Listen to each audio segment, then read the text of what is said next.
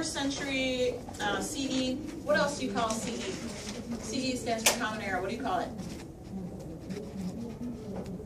After death. After death. Actually, AD, and you might think it says after death, but Anno Dominus means year of our Lord. It does not mean after death.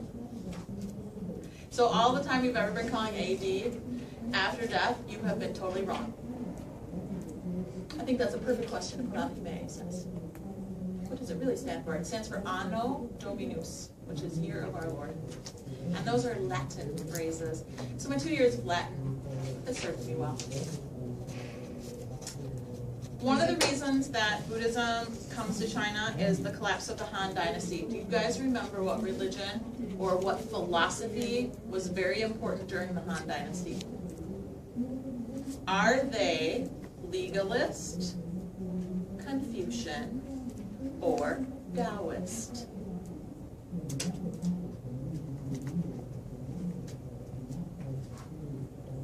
This is a multiple choice test, people. Are they legalist, Confucian, or Taoist? And Taoist is spelled with a T, not with a D.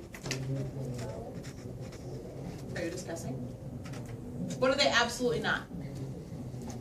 Of those three, what are they not? Confucianists. Legalists. They are not legalists because that's the Qin, right? And then the Hans who come in later, it becomes a mix. And if I am a very stable government, which one do I probably rely on? Confucianism, where everyone has a set role, or Taoism, where people kind of determine their own role? Which one? Confucianism. Probably Confucianism. So I want you guys to know these philosophies, not just for a test, but to remember later on. Some of you are going to take the AP World History exam this year, right? And you're going to be super happy that you also took humanities, because in your multiple choice test, things like Confucianism and legalism and Taoism might pop on there. Because, you know, they're part of world history. They originally saw this as a new Taoist sect, meaning they thought it was part of Taoism. Why? End suffering, try to get your own realization. But it has advantages over Taoism, such as its personal salvation, the high standards of personal ethics. You want good. Buddhist people do not become ruthless, corporate people who take over corporations and put thousands of people out of work, unless they are, just like we have these non-practicing Buddhists. Because if you really are concerned for other people, you don't do things like that. Systematic philosophies, and it drew on the Indian tradition of meditative practices and psychologies. What does meditation mean? What are you doing? You guys are meditating right now, it seems. But you shouldn't be. You should be paying attention. What's meditation? You're in another state of mind. You're in another state of mind. And they have discovered that as little as 5 minutes a day can affect your health extremely positively. And all you really do is you just sit there quietly and you breathe in and out. And you try to just keep remembering to breathe in and out, even though you would not have to remember to do that and you still do it. But while you're doing it, and the reason that they focus on their breath is so that you're not going, oh my God, I have this humanities project that I haven't even thought of. I haven't even started. It's going to be due really quickly. Time goes way faster in the spring than it does in the fall. It's this crazy little Wingetism. It is almost the end of their quarter already. We were just in the caves like yesterday, and now look, we're already in the 6 Dynasties period. One of the things I didn't mention or put on this slide, but that I need to mention to you, because the Han Dynasty is very successful and they are able to create the Silk Road, before this 6 Dynasties period, it also means that diseases like smallpox come into China. And measles, and they hit China, and you don't have to remember these dates. They started in 161, and then 310, and then again in 322. And part of these diseases coming in lead to the downfall of the Han Dynasty, which starts us into this 6 Dynasties kind of period of turmoil until later on when we get to the Sui and the Tang Dynasties.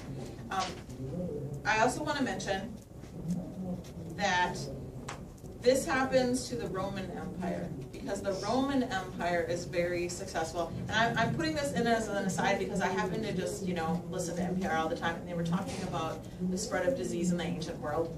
And they were talking about China, and they were also talking about the end of the Roman Empire. So I thought I'd throw in this information for you. Okay, a little more on Buddhism. It spreads all over China by the 5th century CE. CE stands for? Common Era. AD stands for? Anno Domini. Very good, Anno Dominus. Most of the courts, as in the legal system, supported Buddhism. And you have this person who is an emperor, and they're calling him a Bodhisattva Emperor Wu. If you are a Bodhisattva, you agree in Buddhism to help all others reach nirvana before you actually accept that you're salvation. So you are actually, I guess the closest thing this would be is like when other people, like Mother Teresa, was very interested in helping the poor, and she wasn't interested in her own progress. She thought by helping other people, then she would achieve salvation herself, and that's what these people believe. Help other people to achieve salvation. They had monasteries of men and unprecedented people, women. And they didn't separate them like the Catholic Church, where it's a convent for women and it's a monastery for men. Yes, they kept their very strict rules, but they had monasteries for both men and women. Chinese monks went on pilgrimages to India. And I'm not going to say this correctly, but I'm going to attempt to. Fa Xuan. He is one of the most famous Chinese monks who went on a pilgrimage to India and brought a lot of their practices back to China.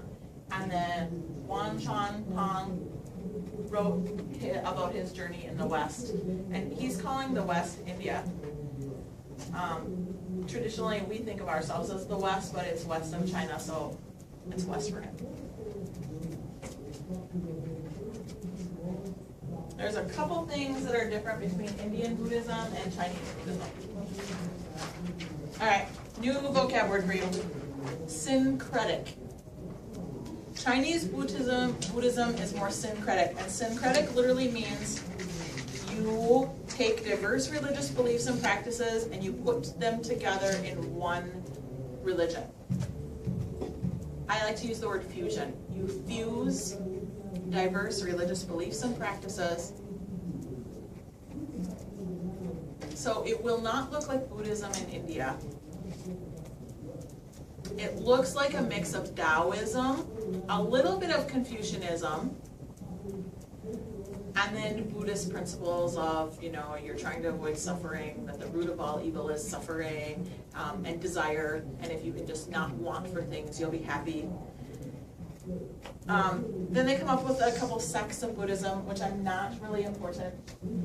The Mahayana Buddhism is in China. They have the sutras and the practices of devotional sects. I want you to remember the word sutra, and it's basically the word practice. It's what you do to be a Buddhist.